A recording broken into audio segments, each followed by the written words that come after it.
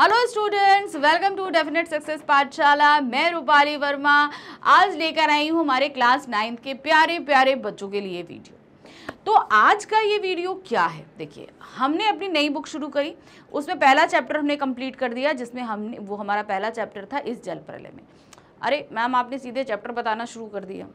भाई क्लास बताइए, कोर्स बताइए, बुक बताइए, चलिए बताते हैं। तो क्लास हमारी है 9th, जैसा कि हमने वो बता दिया था। कोर्स हम पढ़ा रहे हैं कोर्स ए। कौन सा कोर्स पढ़ रहे हैं हम? कोर्स ए पढ़ रहे हैं।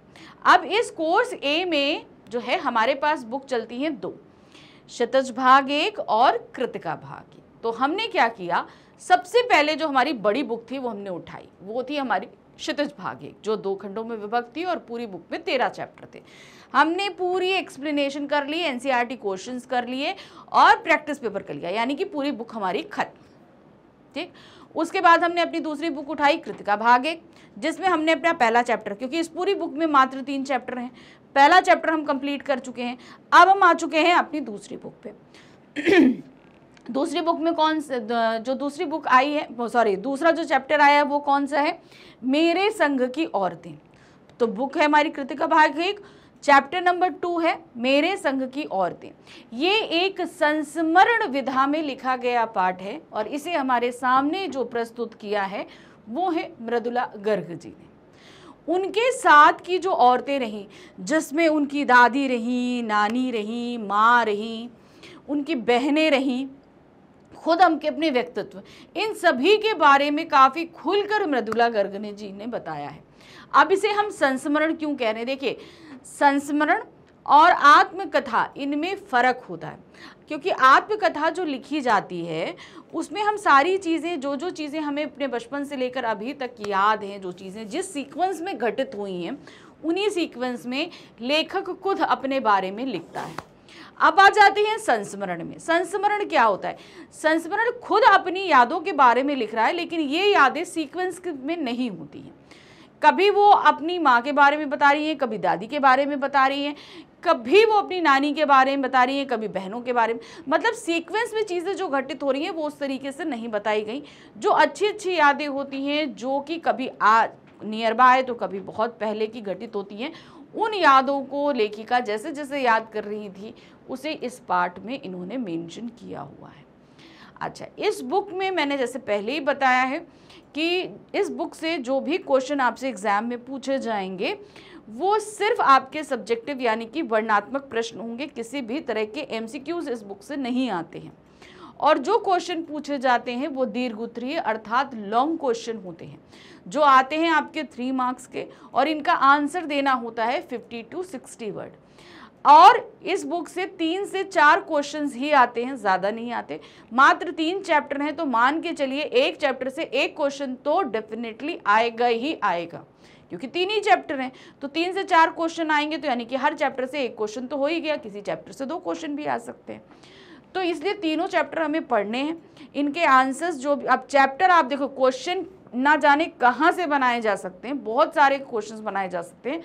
तो पहली जो एक सीढ़ी होती है किसी भी चैप्टर के लिए वो है चैप्टर का समझना। वो बहुत अच्छे से समझ लो तो क्वेश्चन कहीं से भी पूछा जाए आप आसानी से कर पाओगे। तो चलिए शुरू करते हैं इस चैप्टर को, लेकिन उससे पहले इस चैप्टर की जो लेखिका हैं मृदुला गर्ग जी, उनके बारे में हम समझते हैं। देखिए क्या है यहाँ पर, मृदुला गर्ग, इनका जन्म हुआ है सन 1938 में। कब हुआ है? 1938 में, यानी कि 1938 में। समकालीन हिंदी कथा साहित्य की महत्वपूर्ण हस्ताक्षर मृदुला गर्ग का जन्म कोलकाता में हुआ था। अब इन्होंने क्यों बोला समकालीन, यानी कि जिस समय ये हुई थी, इन्होंने लेखन कार्य शुरू किया, उस समय की ये काफ़ी अच्छी लेखिका रही हैं मृदुला गर्ग जी, और इनका जन्म कोलकाता में हुआ था सन 1938 में। उन्होंने दिल्ली विश्वविद्यालय से एमए किया, किस सब्जेक्ट में? अर्थशास्त्र, यानी कि इकोनॉमिक्स में। भारत के विभिन्न शहरों में रहने के बाद सन 1974 में दिल्ली में रहकर स्वतंत्र लेखन कर रही हैं अभी से। ठीक है। कथा साहित्य के अलावा उन्होंने अपने समय और समाज की समस्याओं पर वैचारिक निबंध भी लिखे हैं। वैचारिक निबंध यानी कि ऐसे निबंध, ऐसे टॉपिक्स जिन पे आप काफ़ी हद तक सोच समझ करके चीज़ों को विचार कर सकते हैं। मृदुला गर्ग ने कथ्य और शिल्प दोनों स्तरों पर गद्य लेखन की प्रचलित परिपाटी को तोड़ा है। यानी कि मृदुला गर्ग जी ने, जब हम कोई हमारा एक ट्रेडिशन बनाता है कि कथ्य इस तरीके का होना चाहिए या इसके अंदर ये सारी चीज़ें होनी चाहिए, तो गद्य को लेकर भी एक पैमाने डिसाइडेड थे, लेकिन इन्होंने अपने लेखन के माध्यम से उन सारे पैमानों को तोड़ने का काम किया है। अब आ जाते हैं इनकी कुछ प्रमुख कृतियां क्या हैं। उनके हिस्से की धूप, अनित्य, चित कोबरा और कठ गुलाब, ये इनके उपन्यास हैं। कौन से हैं? उपन्यास, यानी कि नॉवेल जिन्हें हम कहते हैं। फिर आ जाते हैं संगति विसंगति, ये 2 खंडों में संपूर्ण कहानियां हैं। यानी कि संगति विसंगतियां ये 2 भाग में रिलीज हुई है, जिसमें बहुत सारी कहानियां हैं। रंग ढंग और चुकते नहीं सवाल, ये है निबंध संग्रह, यानी कि निबंध के तौर पर लिखी गई बहुत सारी इसके अंदर जो है कहानियां मौजूद है। चलिए अब हम शुरू करते हैं पाठ का सार। पाठ का सार क्या है? जैसे कि मैंने आपको पहले ही बता दिया है कि इन्होंने अपने साथ की जो औरतें हैं, जो उनके परिवार के, जिनका असर इनके ऊपर काफ़ी हद तक पड़ा, उन सभी के बारे में लिखा है। देखिए क्या है। मेरे संग की औरतें मृदुला गर्ग द्वारा रचित संस्मरण है, जिसमें उन्होंने स्पष्ट किया है कि परंपरागत रूप से जीवन व्यतीत करते कैसे लीक से हटकर जिया जाता है। यानी कि जो हमारे देश की परंपरा है, सारी चीज़ें हैं, हम अपना जीवन वैसे ही जिए, लेकिन उसके बाद हमारी सोच लीक से हटकर हो और हम एक नया उदाहरण प्रस्तुत करें। लेखिका की एक नानी थी जिन्हें उसने देखा नहीं था, ठीक है, नानी की थी उनकी। हाँ, अब देखिए, सबसे पहले उन्होंने अपनी नानी के बारे में बताया। क्यों उनके लिए बता रही, जिस स्त्री से वो कभी मिली नहीं, उनके बारे में जाहिर सी बात है इन्होंने सुना होगा। सुनने का भी इनके ऊपर कितना असर पड़ा, ये देखिएगा। क्या है? लेखिका की माँ के विवाह से पूर्व ही उनकी मृत्यु हो गई थी। यानी लेखिका का विवाह भी नहीं हुआ था, यानी कि लेखिका की माँ का, तो नानी का मतलब क्या हुआ? नानी, बेटी और लेखिका। तो उनकी माँ यानी कि लेखिका की जो माँ है, उनकी शादी भी नहीं हुई थी, उससे पहले ही उनकी नानी का देहावसान हो चुका था। अब उनका इतना असर क्यों है? जिस इंसान से हम नहीं मिले हों और तब भी उनका असर हो, तो यानी कि उनकी पर्सनालिटी में कोई भी ऐसी चीज़ होगी या उन्होंने कुछ ऐसा किया होगा। अब ध्यान रखिए, जो हमने बोला ना, परंपरागत रूप से जीवन व्यतीत करते हुए कैसे लीक से हटकर जिया जाता है, ये बात इन्होंने अपनी नानी के लिए कही है। लेखिका की नानी एक परंपरागत, अनपढ़ तथा पर्दे में रहने वाली स्त्री थी।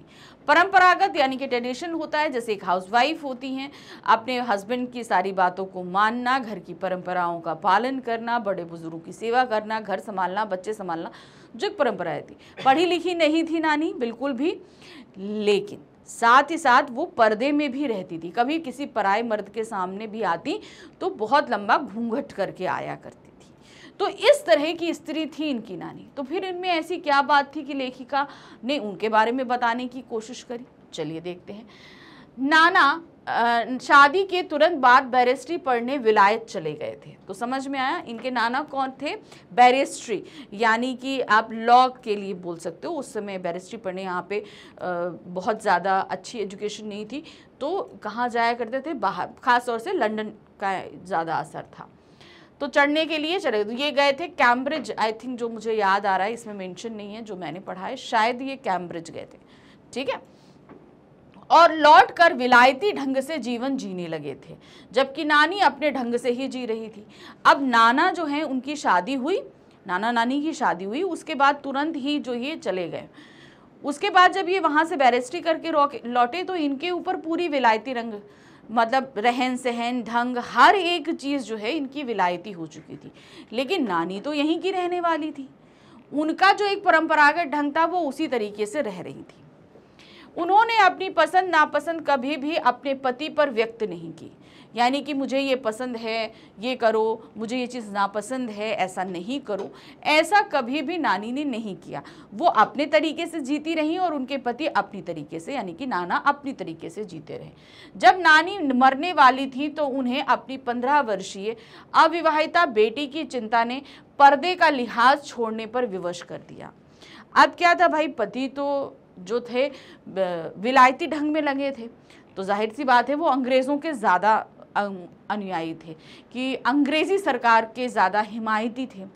लेकिन हमारी जो नानी थी, यानी कि लेखिका की जो नानी थी, उनको कुछ ऐसा क्या हुआ नहीं पता, उनको ये पता था कि जल्द ही वो अब मरने वाली हैं।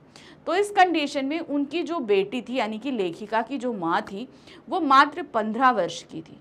तो उन्हें बड़ी इस चीज़ की चिंता होने लगी कि भाई मेरे बाद मेरी बेटी का क्या होगा, इसकी शादी कैसे होगी, क्या होगी, और अगर इनके पिता यानी कि लेखिका के नाना अगर अपनी बेटी की शादी करेंगे तो जाहिर सी बात है एक ऐसे व्यक्ति से शादी करा देंगे उसकी जो अंग्रेज़ी सरकार का हिमायती हो, जो वो बिल्कुल नहीं चाहती थी। तो इस चिंता में वो पहली बार अपने पर्दे को हटाकर किसी पराये मर्द के सामने आई। वो पराया मर्द था इनके पति का ही एक दोस्त, जो कि स्वतंत्रता सेनानी था। देखिए यहाँ पर क्या था, उन्होंने अपने पति से कहा कि वे उनके मित्र स्वतंत्रता सेनानी प्यारे लाल से मिलना चाहती हैं। यानी कि नानी ने नाना से कहा कि आपके मित्र प्यारे लाल जी से वो मिलना चाहती, क्योंकि उनके बारे में वो जानती थी कि वो एक स्वतंत्रता सेनानी है। सब उनके इस कथन से हैरान थे, पर नाना ने उन्हें प्यारेलाल शर्मा से मिलाया। नानी ने उनसे वचन ले लिया कि वे उनकी बेटी का विवाह किसी स्वतंत्रता सेनानी से ही करवाएंगे। क्योंकि देखिए ये अब जैसे हम कुछ हो जाए तो हम अपने हस्बैंड से इस चीज़ की एक्सपेक्टेशन रखते हैं कि बच्चों को वो ध्यान रखेंगे, लेकिन जब हमें ये पता हो कि हस्बैंड जो है वो अंग्रेज़ों के साथ है और मेरे को मेरे देश से प्यार है, तो उस कंडीशन में हम क्या करेंगे, एक ऐसे व्यक्ति की हेल्प लेंगे जो खुद देश से प्यार करता हो। तो वही नानी ने किया। नानी अपने वतन के लिए, अपने देश के लिए कितना ज़्यादा प्रेम रखती थी, ये इस बात से पता चलता है। मरने से पहले उन्होंने बिना कुछ किए, कहते हैं ना स्वतंत्रता सेनानी में कुछ लोगों ने प्रत्यक्ष रूप से काम किया तो कुछ लोगों ने परोक्ष रूप से काम किया। तो जब उन्होंने ये चीज़ बोली अपने परिवार में कि वो प्यारेलाल से मिलना चाहती हैं एक पराये मर्द से, तो सभी लोग हैरान थे। जो स्त्री ताउम्र पर्दे में रही, किसी पराये मर्द के सामने नहीं आई, आज मरने से पहले किसी पराये मर्द से क्यों मिलना चाहती है। लेकिन पति खुले विचार के थे, इसलिए उन्होंने अपनी पत्नी की मुलाकात प्यारेलाल शर्मा जी से कराई। और प्यारेलाल शर्मा जी से जब उनकी पत्नी मिली, जब उनकी नानी मिली, तो नानी ने सीधे सीधे ये प्यारेलाल से कहा, मैं मरने जा रही हूँ और मरने से पहले मैं आपसे ये वचन चाहती हूँ कि मेरी बेटी जब शादी के लायक हो जाए, क्योंकि अभी तो वो मात्र 15 साल की थी, शादी के लायक नहीं थी, तो जब शादी की लायक हो जाएगी तो इसकी शादी आप एक स्वतंत्रता सेनानी के साथ ही करेंगे, किसी अंग्रेज़ी के हिमायती के साथ नहीं करेंगे।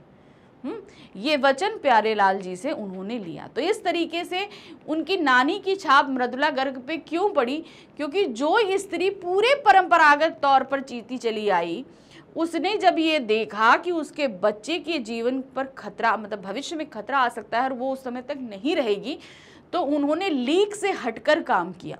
जिस लीक को उन्होंने ताउम्र फॉलो किया, उससे हटकर उन्होंने ये काम किया।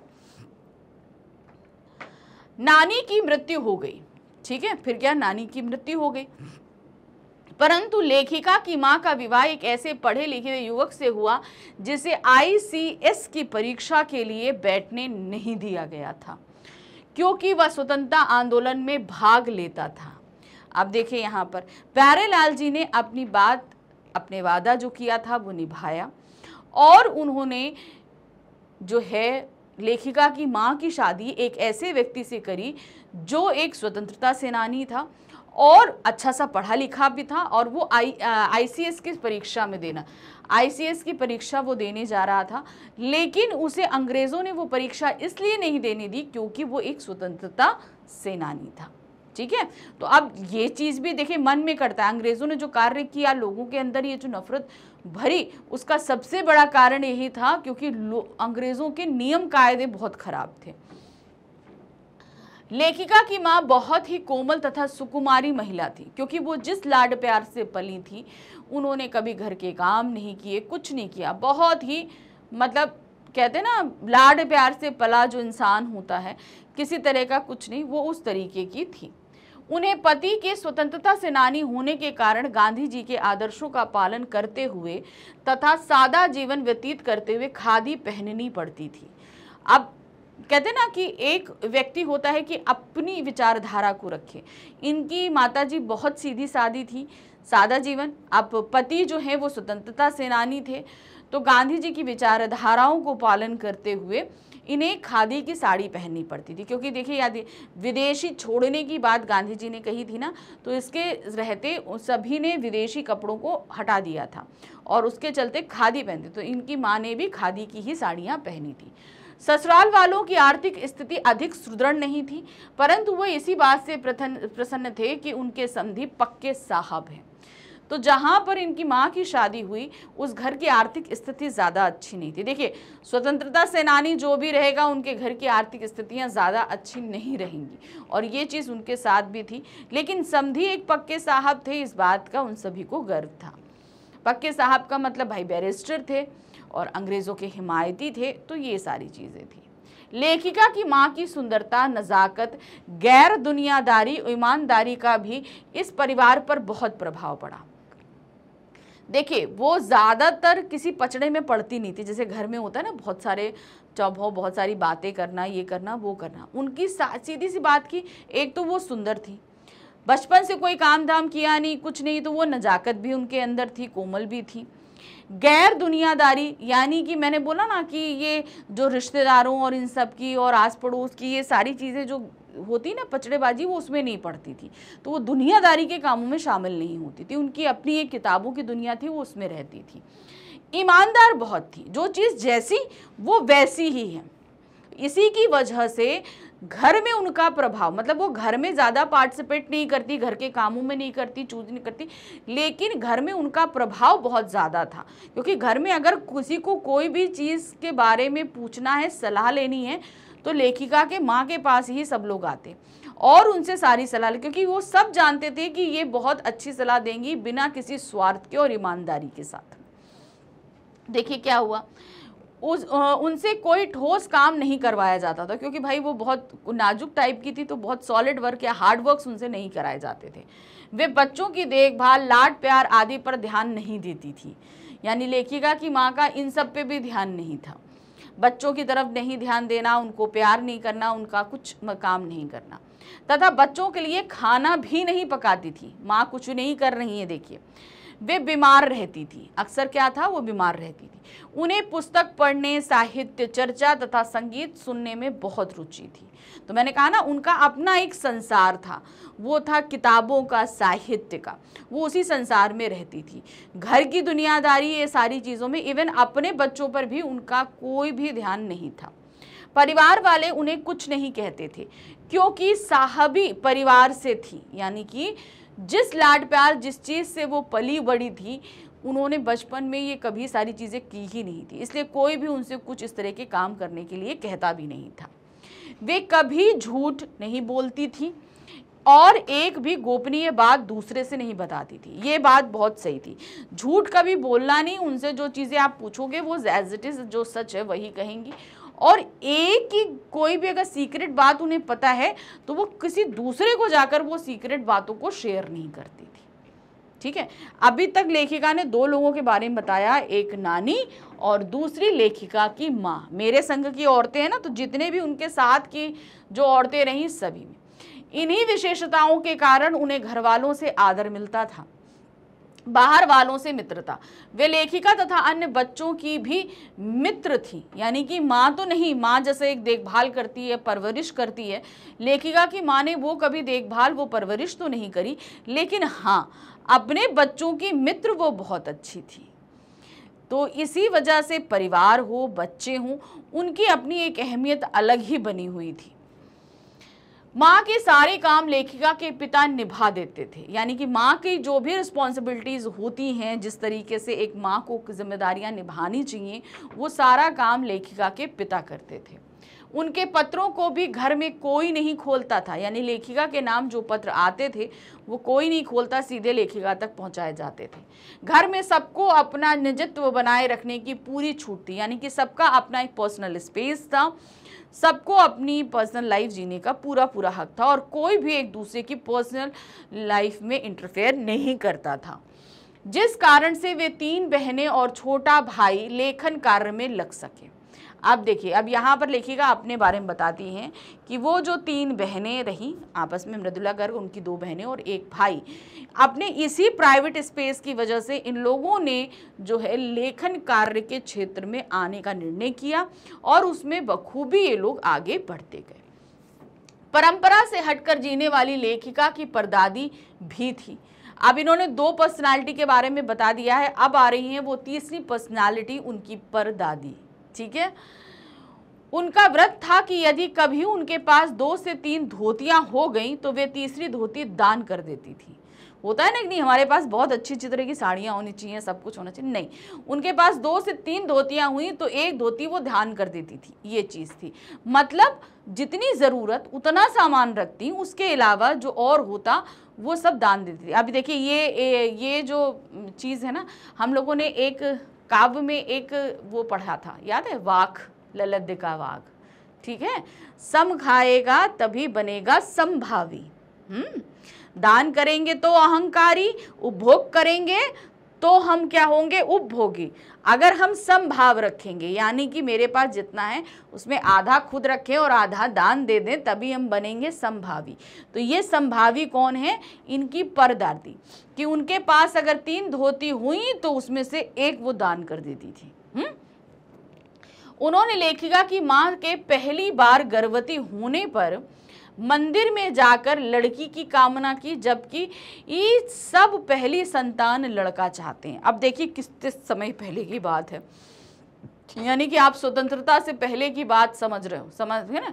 यानी कि जब लेखिका की माँ गर्भवती हुई तब उनकी परदादी जो थी, उन्होंने मंदिर में जाकर ये मान्यता मांगी कि अगर हमारी पहली संतान लड़की होगी, ये मान्यता उन्होंने मानी। जबकि उस समय क्या था कि भाई लड़का होना चाहिए, लड़का होना चाहिए। उस समय वो परदादी भी क्या थी, समाज की सोच, परंपराओं, इन सब की लीक से हटकर वो स्त्री थी। उन्होंने अपनी इस इच्छा को सबके सामने भी व्यक्त कर दिया। तो ऐसा नहीं था कि मन की इच्छा थी तो मन में ही रखें, उन्होंने क्या किया, उन्होंने सबके सामने इस चीज को लेकर ऐलान भी किया। इसका परिणाम यह हुआ कि मां ने 5 कन्याओं को जन्म दिया। कितनी कन्याओं को जन्म दिया, 5 कन्याएं। अच्छा, यहाँ पर एक चीज और थी, यहाँ पर थोड़ा सा वो हो गया है गड़बड़। देखिए, जिस कारण से वे 3 बहनें और छोटा भाई लेखन कार्य में लग सके। तो ये 3 बहनें जो बात हुई है ना, लेखिका की माँ की बहनें थी। ठीक है, लेखिका की बहनें नहीं थी, लेखिका की माँ, उनकी 2 बहनें और उनका एक भाई, ये सभी लेखन कार्य में थे। ठीक है, पढ़ना लिखना। अब यहाँ पर लेखिका की माँ जब गर्भवती हुई तो उनकी परदादी ने जब मन्नत मांगी तो उसके बाद एक के बाद एक 5 कन्याओं का जन्म हुआ। ठीक है, यानी कि लेखिका की कितनी हुई, 4 बहनें और खुद लेखिका, तो 5 कन्याओं का जन्म हुआ। लोगों का मानना था कि मेरी परदादी के भगवान से सीधे तार जुड़े हैं, कि भगवान ने मांगा तुम्हें लड़की, तुम्हें छप्पर फाड़ के लड़कियां दे दी, 5 लड़कियां। तो उनका था कि सीधे इनके तार भगवान से जुड़े, भगवान से जो मांगो उनको मिलता है। एक बार किसी विवाह के संदर्भ में सभी पुरुष गांव से बाहर गए हुए थे तथा औरतें रत जगह मना रही थी। एक चोर सेंध लगाकर आया। अब क्या हुआ, परदादी बुजुर्ग हो गई, तो मतलब परदादी ने देखो ये मन्नत मानी थी, और परदादी के बारे में ही बता रही। रत जगह हुआ, रात में सब जाग रहे थे।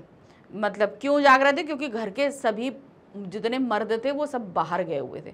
तो औरतों ने बोला कि भाई आज सब लोग रात में जागते हैं, गपशप होते हैं। पहले भाई यही एंजॉयमेंट हुआ करता था। तो सारी औरतें इकट्ठा हुई और घर की एक तरफ, मतलब घर बहुत बड़ा था, तो घर के दूसरे कोने में जाकर वो सारी औरतें इकट्ठा अपना रत जगह कर रही हैं। और दादी बेचारी जो है हॉल में, परदादी बुजुर्ग थी, हॉल में डाल के चारपाई सो रही थी। अब चोर को पता कि घर में पुरुष नहीं है कोई, क्योंकि सब तो बाहर गए। चोर घुस आया सेंध लगा के। अब चोर घुसा, दादी ने सुन लिया। अब दादी क्या करती, दादी ने कुछ नहीं किया, दादी ने कहा जाओ बेटा जरा एक लोटा पानी हमें ला कर दे दो। अब वो चोर भी बौखला गया कि भाई अगर हमने इनको पानी नहीं दिया तो इन्होंने शोर मचा देना, इन्होंने शोर मचा देना तो हमने पकड़ा ही जाना है। तो उन्होंने क्या किया, भैया चोर गया, लोटे में पानी भर के दादी को ला के दे दिया। दादी ने पानी पिया और जो जूठा पानी, आधा जूठा पानी उस चोर को पिला दिया कि भैया तुम पी लो। उसको आधा पानी पिला दिया और पिलाने के बाद फिर पूछा तुम चोर, कहते चोरी करने आए। तुम कौन भैया, पानी पी लिया, कहते तुम कौन, तुम कहते वो भैया हम चोर, चोरी आए। तू समझ गई दादी। तो दादी ने कहा देखो भाई तुमने पी लिया मेरा जूठा पानी, तुम बन गए मेरे बेटा, अब मैं अपने बेटे से कभी ये नहीं कहूंगी कि तुम चोरी करो। तो भाई इतना ज्यादा वो इमोशनल हो गया चोर कि उसने चोरी छोड़ दी और वो खेती बाड़ी के काम में लग गया। तो ये थी उनकी परदादी। देखिए यहाँ पर क्या है, एक चोर सेंध लगाकर परदादी के कमरे में घुस गया तो उन्होंने पूछा कि कौन, उत्तर जी मैं मिलने पर परदादी ने उसे पानी पिलाने के लिए कहा। उत्तर से पूछा, भाई खटपट हुई दादी, बूढ़ी थी, परदादी थी। तो उनका कौन, कहे मैं। तो उनका जाओ भैया पानी ला के लाओ। लोटा पकड़ा दिया कि जाओ पानी ले आओ। उसने घबरा कर कहा मैं तो चोर हूं, उसने बोल दिया कि भाई मैं चोर हूं। परदादी ने उसे अच्छी तरह से हाथ धोकर पानी लाने के लिए कहा कि भाई तुम चोर हो तो पहले अच्छे से हाथ धो लेना तब हमारे लिए पानी ला के देना। पहरेदार ने उसे कुएं पर देखकर पकड़ लिया तो परदादी ने लोटे का आधा पानी स्वयं पीकर शेष उस चोर को पिला दिया। ठीक है भाई, आधा खुद पिया, जूठा किया पानी और फिर कहा चोर से कि तुम पी लो। उसे अपना बेटा कहकर चोरी छोड़कर खेती करने की सलाह डाली कि मतलब तुम अब मेरे बेटा हो गए हो, क्योंकि उस समय तो पहरेदारों ने पकड़ लिया था। तो उन्होंने कहा भाई अब तो ये मेरा बेटा है तो तुम छोड़ दो, पहले तो तुम इसको कुछ नहीं करोगे, और तुम मेरे बेटा हो तो तुम चोरी छोड़ोगे और खेती करोगे। तो ये थी इनकी परदादी जिन्होंने लीक से हटकर किया। जिस समय सभी लोग बेटा चाहते थे उस समय उन्होंने अपनी पतोहू के लिए पहली संतान बेटी मांगी। ठीक है, तो नानी ने लीक से हटके काम किया। माँ के बारे में उन्होंने बताया, माँ भी सभी परंपरागत जितनी भी स्त्रियां थी उनसे अलग थी, लीक से हटकर थी, लेकिन तब भी सभी उनकी बड़ी इज्जत करते थे। फिर तीसरी रही उनकी परदादी जो उन्होंने भी लीक से हटकर काम किया। अब आ जाते हैं 15 अगस्त 1947 को आज़ादी मिलने पर लेखिका इंडिया गेट पर जाकर आज़ादी का समारोह देखना चाहती थी। कौन, खुद मृदुला गर्ग, परंतु टाइफाइड के कारण ना जा सकी। उसी समय वह 9 वर्ष की थी। अब देखो कैसे है, 1938 में जन्म हुआ, 1947 में जब देश आज़ाद हुआ तो वो 9 वर्ष की हुई। तो वो कहाँ जाना चाहती थी, जो है दिल्ली में जब झंडा फहराया जाना था लाल किले पे, वो इंडिया गेट पे, सॉरी। तो लेकिन उनको नहीं जा पाई, क्यों, क्योंकि उनको टाइफाइड हो गया था। हम यहाँ अब लेखिका की बात कर रहे हैं। वह रोने लगी तो पिता ने उसे ब्रदर्स कामाराउज उपन्यास पढ़ने को दिया। किसने दिया, उनके पिता ने, जो खुद एक स्वतंत्रता सेनानी थे, याद है ना, जिन्हें आईसीएस की परीक्षा में बैठने नहीं दिया गया था। जब वो नहीं जा पाए तो उनके पिता ने एक नॉवेल पढ़ने को दिया। वो कौन से थे, ब्रदर्स कारामजोव, उनकी एक उपन्यास पढ़ने यानी नॉवेल पढ़ने के लिए दिया। लेखिका को पुस्तकें पढ़ने का विशेष शौक था। अब भाई लेखिका, ये चीज़ तो बचपन से डेवलप होती है, वो हुआ। वह रोना छोड़कर पढ़ने लगी। इस पुस्तक में निहित बच्चों पर होने वाले अत्याचार, अनाचार का अध्याय उन्हें कंठस्थ हो गया, यानी कि मुज़बानी याद हो गया। लेखिका व उसकी चारों बहनें लड़कियां होते हुए भी कभी हीन भावना से ग्रस्त नहीं हुई। वो समय, जिस समय लड़कों का होना परिवार में बहुत ज़रूरी होता था, इन 5 लड़कियों में कभी ये नहीं है कि भाई तुम लड़की हो तो तुम ये काम नहीं कर सकती, तुम लड़की हो तुम यहाँ नहीं जा सकती, तुम लड़की हो तुम वो नहीं कर सकती। इस जैसी हीन भावना कभी इनके अंदर घर करने ही नहीं पाई और सदा लीक पर चलने से इनकार करती रही। यानी कि एक लड़की होते हुए जो घरों में एक दायरा सेट होता है ना कि भाई तुम्हें ये, तुम लड़की हो तो तुम्हें ये करना चाहिए, तुम लड़की हो तो तुम्हें वो करना चाहिए, वो लीक कभी इनके घर में फॉलो इन लोगों ने नहीं करी। तो मतलब ऐसा नहीं था कि घर में उन लोगों ने एकदम उपद्रव मचा रखा था, उनके घर में सबको अपनी सोच के हिसाब से चलने की आज़ादी थी। पहली लड़की लेखिका की बड़ी बहन मंजुला भगत थी। अब वहां पर अपनी बहनों के बारे में बतानी, देखिए नानी हो गई, माँ हो गई, परदादी हो गई। अब ये इन्होंने अपनी बहनों के बारे में बताना शुरू किया। तो सबसे बड़ी जो बहन जिसे मन्नत करके माना गया था वो थी उनकी सबसे बड़ी बहन मंजुला भगत, जिनका घर का नाम रानी था। इन्होंने ये नाम विवाह के बाद लेखिका बनने पर रखा था। यानी कि वैसे तो घर में बचपन में सब उन्हें रानी कहते थे, लेकिन शादी होने के बाद जब वो लेखिका बनी इनकी बड़ी बहन, तो उन्होंने अपना नाम मंजुला भगत रखा था। लेखिका का घर का नाम उमा था। अब हम जाते हैं मृदुला गर्ग पे। उनका मृदुला गर्ग का उनका बचपन का नाम क्या था? उमा, परंतु साहित्य जगत में मृदुला गर्ग हुआ। यानी कि जब वो साहित्य के क्षेत्र में आई तो उनका नाम क्या हुआ? मृदुला गर्ग। लेखिका से छोटी लड़की ई का घर का नाम गौरी और बाहर का चित्रा था। अब समझ में आया? सबसे बड़ी बहन मंजुला भगत, दूसरी मृदुला गर्ग। जब घर का नाम ही रख, जो मंजुला भगत थी उनका घर का नाम रानी था, मृदुला गर्ग के घर का नाम उमा था। उसके बाद यानी लेखिका के बाद जो तीसरे नंबर की जो लड़की थी उनका नाम था गौरी और बाहर का नाम था चित्रा, पर वह लिखती नहीं थी। क्या? चौथी थी रेणु और पांचवी थी अचला। ठीक है, नाम समझ गए ना? नाम याद रखना, सीक्वेंस में आपको पूछा जा सकता है ये। तो पहली रानी, दूसरी उमा, तीसरे का नाम गौरी, चौथे का नाम था रेणु और पांचवे का नाम था अचला। इन पांचों के बाद भाई पैदा हुआ। 5 बहनों के बाद भाई हुआ जिसका नाम राजीव रखा गया। अचला और राजीव भी लिखते थे। तो मतलब मंजुला लिखती थी, मृदुला लिखती थी, अचला सबसे छोटी बहन और उसके बाद भाई राजीव। ये चारों जो हैं 6 भाई बहनों में 4 जो हैं लेखन कार्य में आए, जिसमें आपका मैं बोल सकती हूँ गौरी यानी कि चित्रा और रेणु ये लेखन के क्षेत्र में नहीं आए। अचला और राजीव लिखते थे। अचला अंग्रेजी में लिखती थी परंतु राजीव हिंदी में ही लिखता था। ठीक है, अब लेखन कार्य के क्षेत्र भी डिवाइडेड थे। इन चारों का लिखा परिवार में सभी पढ़ते थे। 4 जो हुए ना, मंजुला, मृदुला, अचला, राजीव, ये लोग जो कुछ भी लिखते थे घर के परिवार के लोग सब पढ़ते थे, परंतु लेखिका को उसकी ससुराल में कोई नहीं पढ़ता था। ठीक है, लेखिका की जब शादी हुई तो जब शादी के बाद होता है ना, ससुराल वाले भी उनके लेखन कार्य को अप्रिशिएट करें तो उसके लिए पढ़ना ज़रूरी है, लेकिन लेखिका के ससुराल वाले नहीं पढ़ते थे। इससे वह प्रसन्न है कि घर में तो कोई उनकी आलोचना नहीं करेगा। यानी कि अब जैसे अब कोई अगर हमारा लेखन कार्य पढ़ेगा तो क्रिटिसाइज भी करेगा, क्रिटिक्स भी होते हैं कि भाई आपने ये अच्छा किया, ये नहीं लिखा। तो ससुराल में जब कोई नहीं पढ़ता था उस चीज़ से खुश थी कि घर में हमारी कोई आलोचना करने वाला नहीं कि तुमने ये सही नहीं किया। लेखिका अपनी उन बहनों की चर्चा करती हैं जो लिखती नहीं थी, अब जो लेखन कार्य में नहीं थी, जिनमें थी आपकी चित्रा और रेणु जो लेखन कार्य नहीं करती थी। चौथी बहन रेणु कार में बैठना सामंतशाही का प्रतीक मानकर गर्मी की दोपहरी में भी बस अड्डे से घर पैदल आती थी। अब जो चौथी बहन थी रेणु, वो सामंतवादी जो प्रवृत्ति है उससे बिल्कुल भी नाखुश थी। कहने का तात्पर्य क्या था? सामंतवादी प्रवृत्ति का मतलब क्या होता है? पहले तो आपको सामंत समझना पड़ेगा कि सामंत कौन होते हैं।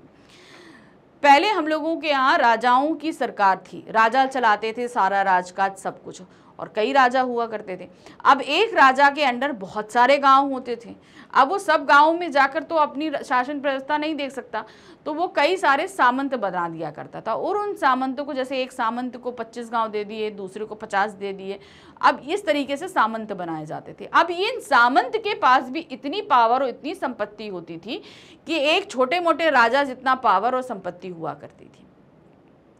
उनका रहन सहन हर एक चीज़ जो है राजाओं के कंपेयर में कम ज़रूर होता था, मगर उसी तरीके से शान और शौकत, अदब, पूरा रुतबा सब कुछ हुआ करता था।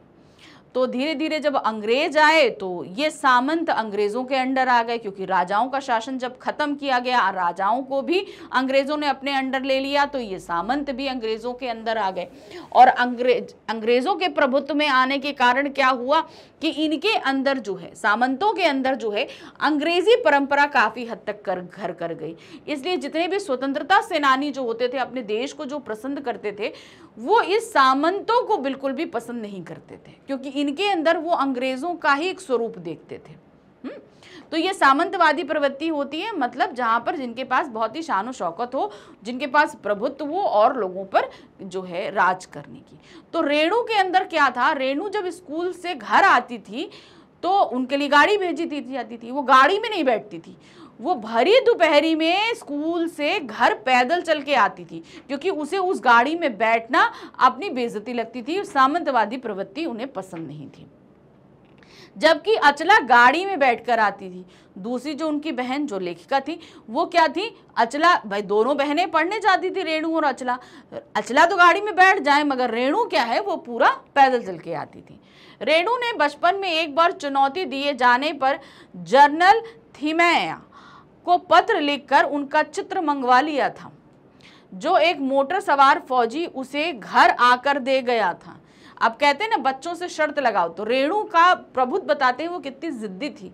उसने जनरल मिथैया को पत्र लिखा कि हमें आपकी एक फोटो चाहिए, और उन्होंने वो फोटो भिजवाई अपने किसी अर्दली के माध्यम से कि वो मोटर में आकर रेणु को घर पर चित्र देकर गया था।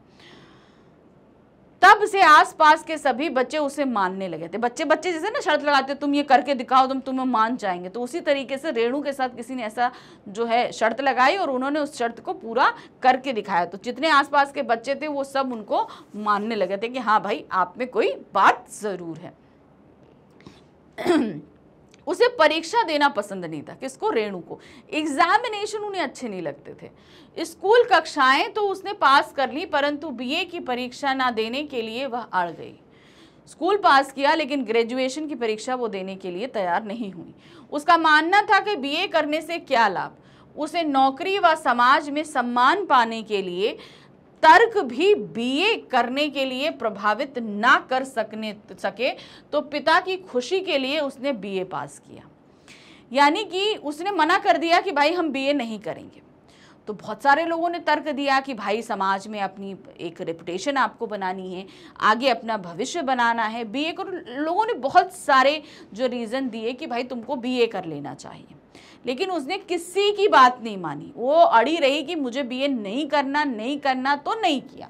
लेकिन फिर क्या हुआ, पिताजी की ने जब कहा कि मेरी खुशी के लिए बीए करो, तो उसने बीए किया, एग्ज़ाम दिया और वो पास भी हुई।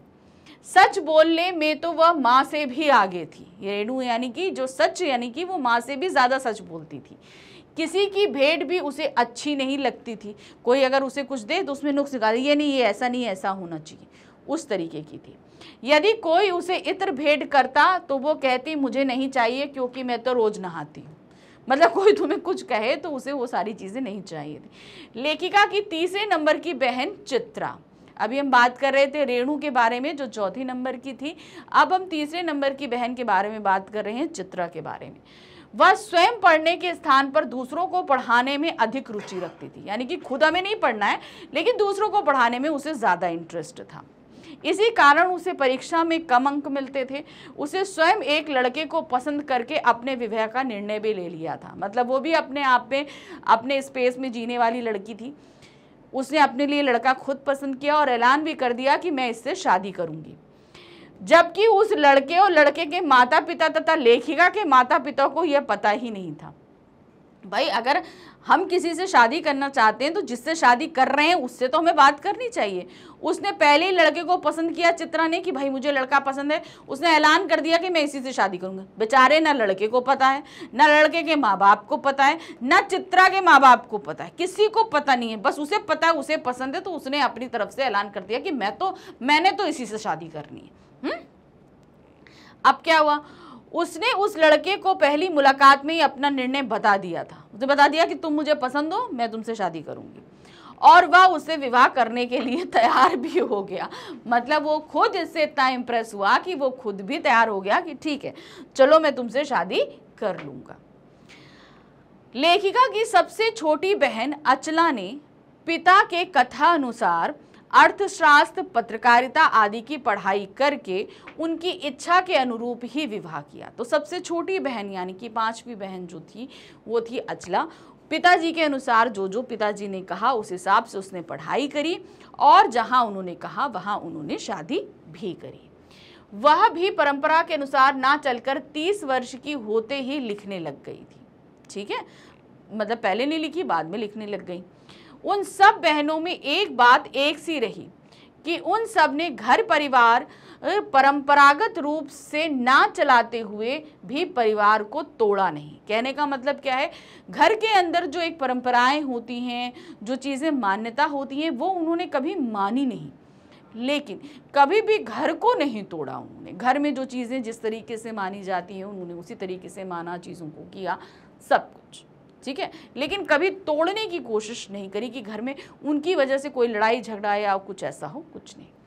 शादी एक बार की और उसे कायम रखा। शादी भी उन्होंने एक, ये नहीं कि भाई इतनी कहते हैं ना एग्रेसिव, मतलब ऐसी सोच रखने वाले लोग अक्सर क्या होते हैं, घर परिवार को नहीं लेके चल पाते, उनकी शादियां ज़्यादा टिक नहीं पाती, लेकिन ऐसा नहीं हुआ।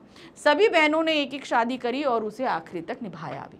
शादी के बाद लेखिका को बिहार के छोटे से कस्बे डालमिया नगर में रहना पड़ा, जहां फिल्म देखते समय स्त्री पुरुष को पति पत्नी होते हुए भी अलग अलग बैठना पड़ता था। अब ये बहुत समय पहले की बात है, तो उस समय वो एक ऐसा एरिया था जहां पर स्त्री पुरुष को एक साथ, अगर वो पति पत्नी हैं तो भी साथ नहीं बैठे। मतलब आप सिनेमा हॉल जा रहे हो और सिनेमा हॉल में स्त्रियों के बैठने की जगह अलग थी, पुरुषों की अलग थी। आप लाख पति पत्नी भी हो तो भी आपको साथ बैठने की परमिशन नहीं होती थी। ये इतना छोटा और पिछड़ा इलाका था। वहाँ दिल्ली में कॉलेज में नौकरी छोड़कर आई थी। कॉलेज में नौकरी करती थी, लेकिन हस्बैंड की वहाँ पे पोस्ट हुई तो इन्हें वहाँ पर आना पड़ा अपनी जॉब छोड़ के। उसे नाटकों में अभिनय करने का शौक था। वहाँ उसे साल भर में भी अकाल राहत कोष के लिए नाटक किए। किन्होंने? लेखिका ने। उन्हें बहुत शौक था तो उन्होंने इसके लिए, उनको मौका मिला तो उन्होंने वहाँ पर प्लेस भी किए। कर्नाटक के बागलकोट में रहते हुए उसने बच्चों के लिए स्कूल भी चलाया लेखिका ने। जब वो बागलकोट पहुंची तो बागलकोट में जो है बच्चों के लिए कोई भी स्कूल नहीं था। मिशनरीज थे ना, उस समय मिशनरीज स्कूल हुआ करते थे। तो वही चीज़ वो बताती है कि स्कूल चलाया और उसे कर्नाटक सरकार से मान्यता भी दिलाई। अब क्या हुआ कि जब वो वहाँ पहुँची तो वहाँ कोई स्कूल नहीं था, तो भाई इनकी भी बच्ची थी तो इनको भी पढ़वाना था। तो इन्होंने कहा कि भाई हम गई वहाँ पर एडमिशन के लिए मिशनरी स्कूल में, तो वहाँ पे परमिशन नहीं, भाई आपको नहीं एडमिशन दिया जा सकता। तो क्या किया जाए, कोई और स्कूल था नहीं, तो इन्होंने खुद ही ने स्कूल खोल दिया।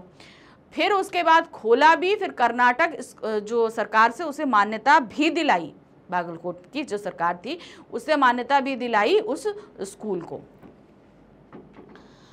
लेखिका बहुत जिद्दी थी। उसने लेखन को भी उसने अपनी जिद से ही आगे चलाया।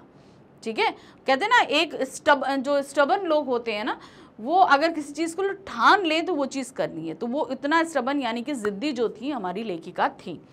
लेखिका वह स्वयं को अपनी छोटी बहन रेणु के बराबर नहीं पहुंचा पाई। मतलब इस टाइम जो जिद्दीपन जो होता है उसमें वो अपनी बहन रेणु के पास तक नहीं पहुंचे। जैसे रेणु के अंदर क्या था कि जो चीज़ ठान ले वो करना है। उन्होंने जनरल मथैया को भी पत्र लिख के जो है फ़ोटो मंगवा ली।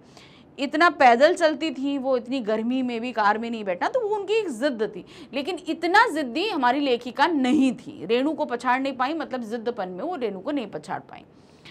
उदाहरण स्वरूप 1950 के आखिरी दिनों में दिल्ली में खूब वर्षा हो रही थी, सब यातायात ठप था। अब ये अपनी बहन के जिद्दीपन को बता रही है। कब की बात उन्होंने बताई? ये बताई 1950 की। तो 1950 में क्या था, दिल्ली में खूब बारिश हुई। दिल्ली में रहती थी, खूब बारिश हुई, सारा यातायात सब कुछ ठप था। रेणु को स्कूल बस लेने नहीं आई। स्कूल की जो बस आती थी उन्हें लेने, वो नहीं आई। उस सबने उसे समझाया कि स्कूल बंद होगा, मत जाओ। स्कूल में फ़ोन था पर वह भी ठप था। अब सबने समझाया कि भाई इतनी बारिश हो रही है, स्कूल की बस नहीं आई यानी कि स्कूल बंद होगा इतनी बारिश में। सबने समझाया। स्कूल में फ़ोन था कि भाई फ़ोन करें, लेकिन इतनी बारिश में फ़ोन भी बंद। लेकिन नहीं, बस नहीं आई तो इतनी बारिश में ही तैयार होकर बैग लेकर वो निकल गई स्कूल के लिए। देखिए क्या, किसी का कहना ना मानकर वह पैदल ही स्कूल चल दी। वह सड़क पर फैले पानी में 2 मील पैदल चलकर स्कूल पहुंची। पूरा पानी भरा हुआ था। 2 मील चलना आसान होता है? 2 मील बहुत होता है, वो भी भरे पानी में, बारिश हो रही है। पूरा स्कूल तक पहुंची, स्कूल बंद देखकर 2 मील वापस घर चलकर पहुंची। सबने उसे कहा हमने तो पहले ही कह दिया था। उसने उसे भी नहीं माना। सबने क्या कहा कि भाई हमने तो पहले ही कहा था स्कूल बंद होगा, तुमने हम लोग की मानी ही नहीं। लेखिका को लगा कि रेणु को इस प्रकार पानी में लब लब करते सुनसान सड़क में निपट अकेले अपनी ही धुन में मंजिल की तरफ चले जाना एक अकेलेपन का मजा ही और था। तो उन्हें लगा कि शायद लेखिका को शायद ये लगा कि रेणु को जो है ना, इस तरीके से पानी में चलना, सुनसान, जब चारों तरफ सब लोग नहीं हैं, अपनी मर्जी में अपनी धुन में जाना पसंद होगा, इसलिए शायद वो इस तरीके से गई होगी।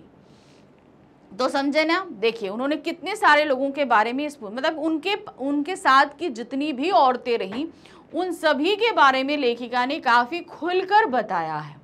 बताया कि नहीं बताया कि किस तरीके से उनकी नानी हो, माँ हो, परदादी हो, उनकी बहनें हो, सबकी अपनी अपनी एक पर्सनालिटी थी। उन सभी पर्सनालिटी का अपना एक पर्सनल स्पेस था जिसे उनके घर वालों ने सभी ने एक अच्छा माना भी। उन सबको अपनी एक सोच रखने, सबको करने, और जिस समय की ये लोग थी उस समय जो एक परंपरागत शैली थी उससे लीक से हटकर सभी ने काम किया। और ऐसा नहीं था कि इन लोगों को दबाने की कोशिश करी, सभी ने अपने व्यक्तित्व को खुलकर जिया और आगे चल के काफ़ी फेमस भी हुई। तो देखा ना, ये पार्ट यहाँ पर खत्म हुआ, इसको हमने समझा दिया पूरी तरीके से। अब इस पर आधारित कुछ प्रश्न पूछे गए हैं जो आपकी एनसीईआरटी बुक में है। तो नेक्स्ट वीडियो मैं उसी का सोल्यूशन लेकर आऊँगी। तो सोल्यूशन तो हम देखेंगे, लेकिन उससे पहले जो आपको बहुत ज़रूरी काम करना है वो है डेफिनेट सक्सेस पाठशाला को लाइक, सब्सक्राइब, शेयर ज़रूर से ज़रूर करना है। बहुत ज़रूरी है, उसे आप करिए, क्योंकि यहाँ पर आपको जितनी भी चीज़ें प्रोवाइड करी जा रही हैं, चाहे एक्सप्लेनेशन हो, चाहे कंटेंट हो, वो बेस्ट है सारी चीज़ें। तो इसके साथ जुड़िए, इसका टेलीग्राम चैनल ज्वाइन कीजिए जो नीचे डिस्क्रिप्शन में दिया गया है, और इनके डीपीज जो डीपीपीस आपको मिल रहे हैं वो टेलीग्राम चैनल पर आप अपना उनका आंसर लिखकर पोस्ट भी कर सकते हैं। ठीक है, तो जब आपको यहाँ पर सारी चीज़ें अच्छी मिल रही हैं तो लाइक, सब्सक्राइब, शेयर फटाफट करिए। चलिए मिलते हैं इसी चैप्टर के एनसीईआरटी क्वेश्चंस के सॉल्यूशंस के साथ में। Thank you for watching, bye bye.